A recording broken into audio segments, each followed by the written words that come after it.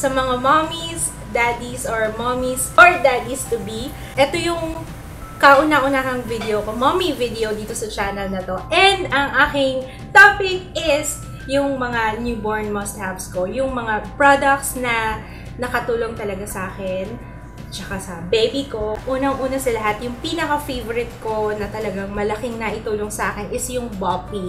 Itong Boppy, ginagamit ko siya of course, pag nagbe-breastfeed, lagi akong nag-edit, lagi ako nasa computer habang nagbe-breastfeed ako. At least, hindi ako idle lang na nagbe-breastfeed lang. Kung tummy time, pwede rin siya. Malaking tulong sa akin yung Boppy. Talagang ito yung number one I can't live without. Mula nang dumating si Ju. Second one is, since nandun na din tayo sa breastfeeding, is yung breast pump. Maraming nagsasabi na 6 weeks daw, saka pwedeng mag-pump. Pero I pump 2 or 3 weeks si Ju, nag-pump na ako kasi nafe-feel ko parang ang konti ng supply ko.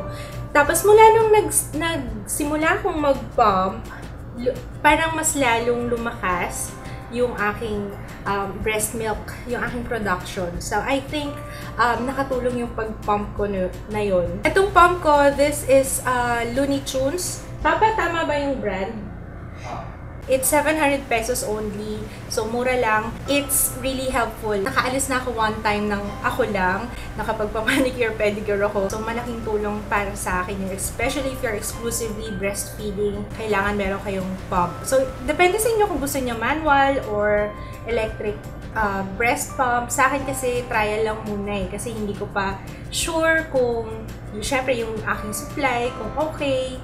Ayoko muna mag-invest sa mamahaling breast pump talaga. Next is yung nursing cover. Pag lumalabas kami, lagi kong dala yung nursing cover ko. Debatable pa yung pag breastfeed in public. Ewan ko dito sa Pilipinas, pero parang hindi naman siya masyadong big deal dito, ano, kasi it's a normal, it's a natural thing. Pero ako, para na lang, hindi agaw pansin ba, gumagamit ako ng nursing cover. Itong nursing cover ko, it's from Bloom. Pero bigay sa akin to, it's a gift from a friend. Hindi ko ma-share sa inyo kung magkano siya. Pero for me, it's a must-have. Ito yung tsura nung nursing cover. Ayan, may tali-tali siya sa likod. Tapos meron siyang space here para masisilip mo yung baby. If hindi pa kayo nakakita ng nursing cover, kasi hindi talaga ako familiar dito.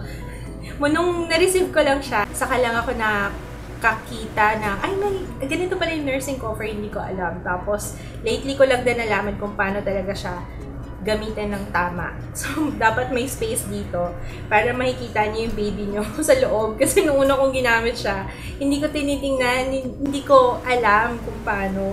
Kaya pala sabi ko, bakit ganun kailangan ko pang iangat para lang makita si Ju kung nakalatch pa siya or hindi na, pero ayan. Since nandun pa rin tayo sa feeding, hindi ko pa sure kung overfed yung baby ko. Kasi papunta pa lang kami sa check-up today. Hindi ko alam kung overfed siya or talagang lungad lang siya ng lungad. Kasi si Jaya, problem na namin yun dati. Lagi siyang lungad ng lungad. So, parang inisip ko baka ganun lang talaga yung mga anak ko. Or, pwedeng overfed. Si Ju kasi, gusto niya sak ng sak. Kahit busog siya, kahit kaka-feed ko lang. Gusto pa rin niyang magsak. So, ginawa ko, tinry ko yung pacifier. Itong pacifier na to, this one is from Avent. Mas preferred niya to kaysa yung sa last na binili namin na Kiko na brand. Hindi niya gusto kasi matigas. Ito kasi soft. Pero siyang totoong nipple, kaya mas preferred ni Ju ito. May iba kasing mommies na ayaw ng pacifier. Pero ako, nakatulong siya sa akin since yun nga ang problem ko. Laging may reflux si Ju, laging may spit up. Para lang ma-satisfy yung need niya to suck. Mula nung ginamit ko siya, medyo nabawasan naman yung paglungad ni Ju. Yun yung pinaka-purpose, kaya yan, isa siya sa mga must-haves ko. Next one is swaddle. Nabanggit ko na madalas maglungad yung baby ko. Wala naman ako problema sa sleeping pattern or sleeping routine namin. Anyway, newborns, gano'n naman laging tulong eh. Yung swaddle, malaking tulong siya for kung gusto niyo mag-establish ng routine. Para pag sinuot ko na yung swaddle, alam niya na bedtime na. Yung baby ko kasi ganun siya. Lagi siyang umiiri, lagi siyang nag-uunat. So, ang tendency, umaangat na naman yung kinain niya, nagre-reflux na naman siya. Kaya yung swaddle na nakatulong sa akin, lalo na sa madaling araw, para hindi siya nagsispeed up kasi steady lang siya. At saka kadalasan kasi magugulatin, di ba, ang baby, meron silang startle reflex. Yung parang konting sound lang, nagugulat sila. So, nababawasan. Tapos, nai-istorbo yung pagtulog. Kaya, okay yung swaddle para for them to remain still. Hindi sila malikot, galaw na galaw, kasi nai-istorbo rin yung tulog nila kapag ganun. Ito yung itsura ng swaddle na naka-close. Ang brand nito is Summer. Nakita ko to sa Robinsons. Meron din sa Mother Care.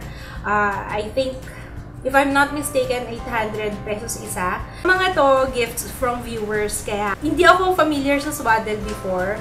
Nung nag-nursing na lang ako, saka ako naging familiar. Sabi ko nga, kung na-discover ko na to dati pa, nung kay Jaya, di mas madali ang buhay. Okay, nappy cream or diaper cream.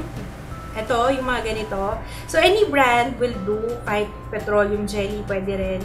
Pero akong ginagamit ko is itong Mother Care Baby Nappy Cream. Prevent, syempre, diaper rash. Ako kasi, pag once na makita akong may redness na, lalagay kagad ako ng diaper rash cream para hindi na siya lumala pa. Mahirap kasi pag may diaper rash yung baby kasi mahapde. Hindi, isipin nyo na lang kung ikaw yung nasa kalagayan ng baby, diba?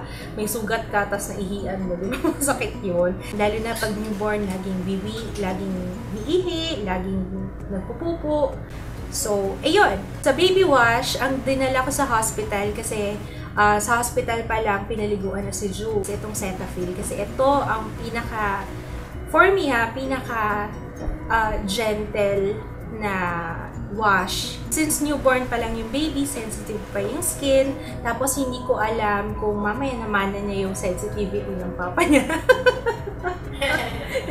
Meron na rin Cetaphil baby, pero yan yung ginamit ko nung una. Pero ngayon Cetaphil baby na, since alam ko na hindi naman ganun ka-sensitive yung skin ni Ju. So, next is yung sa baby carrier. So, yung malaking tulong din sa akin yun kasi kapag nag-grocery ako, pag lumalabas ako, tapos kasama ko siya, at least, siya at ease. Siyempre, pag newborn, gusto laging skin to skin, yung laging karga, hindi naman laging karga, malapit sa mommy, lalo na kapag ka nasa labas, nasa ibang lugar, kasi syempre mas comfortable sila ng ganun. Etong baby katan, actually order ako ng smaller size kasi itong small is malaki pa sa akin. Sobrang comfortable niya sa akin at saka kay Ju. Stretchy siya. Ano ba naman tong buhok ko? Pasensya na sa hair ko, ayan yun eh. Stretchy siya. Yung pagiging stretchy niya, may downside at saka may advantage. Advantage kasi it's very comfortable. Pero, ang disadvantage is, sa sobrang stretchy niya, I have to get a smaller size kasi parang lumalawlaw na siya sa akin. Kaya order ako ng smaller size nito. Kaya siya kasama sa must-haves kasi ayaw ko pang mag-stroller kasi syempre pag stroller, bulky. Mahirap magdala ng stroller pag wala kang kasamang lalaki. Tapos CS pa ako, nagpapagaling pa ako. Parang ang hirap, diba? Yung carrier, napakadali. Kahit nandito sa bahay, at least man lang free yung dalawang kamay ko. Marami pa akong magagawa. Habang si June nandito sa akin. Nabili ko to sa OLX for 2,000 pesos. Meron din daw sa baby company niyan, sa SM.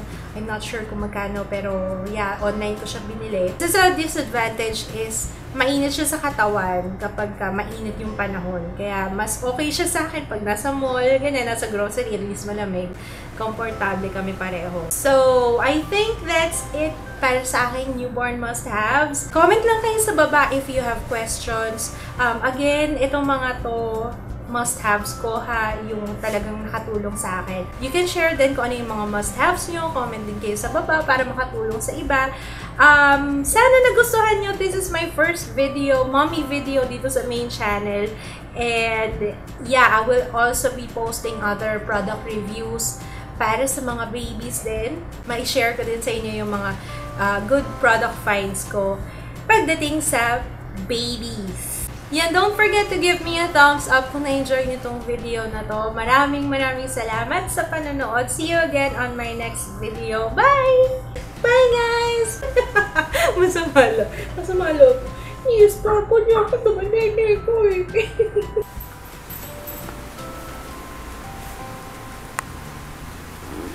Uy, utot!